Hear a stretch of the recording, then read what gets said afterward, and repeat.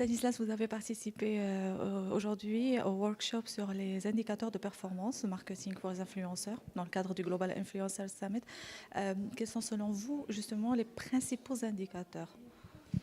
Alors aujourd'hui, il y a trois indicateurs indispensables. Il y a évidemment ce qu'on appelle le reach, donc le volume de personnes qu'on va toucher. Le deuxième, c'est le taux d'engagement. Et le dernier, c'est le taux de conversion. Aujourd'hui, ce qu'il faut savoir, c'est que le reach a beaucoup moins d'importance que le taux d'engagement de sa communauté. Et on parle de taux d'engagement positif. Et évidemment encore moins d'importance que le taux de conversion, puisque c'est quand même le nerf de la guerre, c'est de pouvoir générer des revenus pour les marques grâce justement aux influenceurs. On peut expliquer un peu plus ces termes un peu techniques? Oui, bah, en fait, le taux d'engagement, c'est positif, c'est comment est-ce qu'une communauté va interagir sur une marque, sur un produit, ou on va interagir entre elles-mêmes sur d'autres sujets d'ailleurs. Et donc, il va s'engager justement à partager, à commenter le sujet en question, le produit en question. Et le taux de conversion, c'est justement la conversion entre les personnes, le nombre de personnes qu'on a touchées, et ces personnes sur le nombre de personnes, les personnes qui ont acheté le produit. Et donc ce taux de conversion-là, il est une fois de plus très important, puisque c'est ce qui permet derrière à une marque de générer des revenus.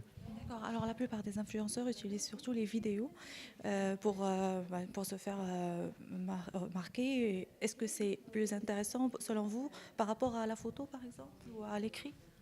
Est-ce que la vidéo c'est une bonne Alors, idée? je vais pas dire selon moi, mais je vais plutôt parler de manière de selon le business, on va dire. Aujourd'hui, clairement, la vidéo, c'est ce qui a pris le pas sur tout le reste. Un chiffre important, c'est en France, 80%, en Europe même je dirais, à 80% de la consommation Internet passe par de la vidéo. Il n'y a plus un article, il n'y a plus un site Internet aujourd'hui où il n'y a pas de la vidéo sur la homepage ou sur les différents articles. Donc oui, clairement aujourd'hui, la vidéo, c'est ce qui fait la différence.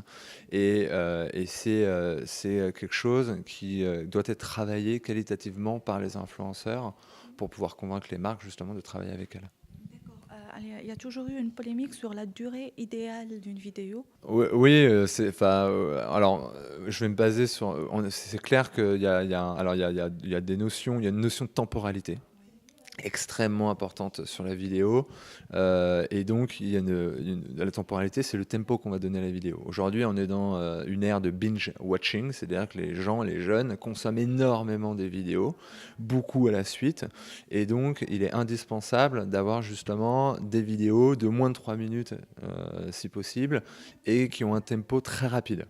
C'est ce qui permet justement de toucher le maximum de personnes et de faire en sorte que ce contenu soit viral.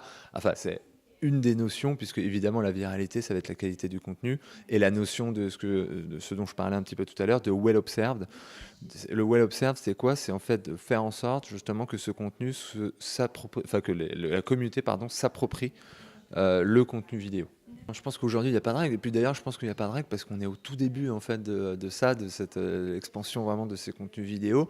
Aujourd'hui, quand vous regardez, il y a énormément de contenu, par exemple de Brut, qui fait de grosses audiences où il n'y a pas du tout il y a pas du tout de voix en fait derrière. Donc je pense que ce qui fait la différence, c'est les notions, comme j'ai dit, de temporalité une fois plus, et de durée, et également de well observed, et puis et surtout derrière de la qualité, donc la créativité de la vidéo. Pour les influenceurs, ça sera évidemment la créativité de la vidéo. D'accord. Comment Dailymotion participe à ce boom de la digitalisation? Alors nous aujourd'hui, on a complètement repositionné notre stratégie sur l'accompagnement des groupes médias, qui soient traditionnels comme les télévisions, les groupes presse ou encore les radios, et également les groupes médias donc qu'on appelle pure players, qui se sont créés sur Internet. On les accompagne sur leur digitalisation. Donc les pure players sont déjà digitalisés, mais on les accompagne pour optimiser leur audience et optimiser leurs revenus sur leur propre site Internet. Et on les accompagne comment? En fait, en leur fournissant, en leur providant une technologie. D'accord. Je travaille aussi, bien sûr, en Afrique du Nord, Moyen-Orient. Quelle vision vous avez de cette tendance par rapport à la région et par rapport au Maroc? Alors clairement, le Maroc est un des pays en Afrique Je dirais, j'en citerai même deux, mais qui a l'environnement digital le plus avancé, le plus développé. Après, sur la tendance de la digitalisation des groupes médias, je pense que les radios sont en avance, enfin ont déjà pris en tout cas le train en marche. Les télévisions sont en train de prendre le train en marche, mais il y a un gros travail qui doit être fait de staffing, parce qu'on parle d'un nouveau savoir-faire. Et donc, qui dit nouveau savoir-faire, qui dit formation, qui dit également recruter des ressources qui sont expertes dans ces domaines-là.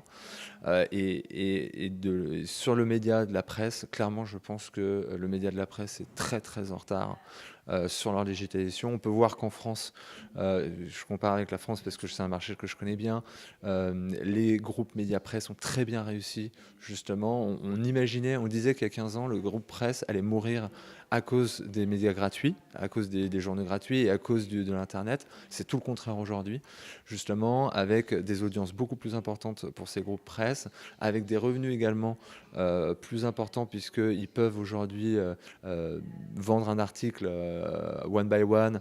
Ils peuvent également proposer des abonnements mensuels. Donc c'est aujourd'hui, clairement, il y a des leviers qui sont importants. Je pense qu'en Afrique, ils sont très en retard.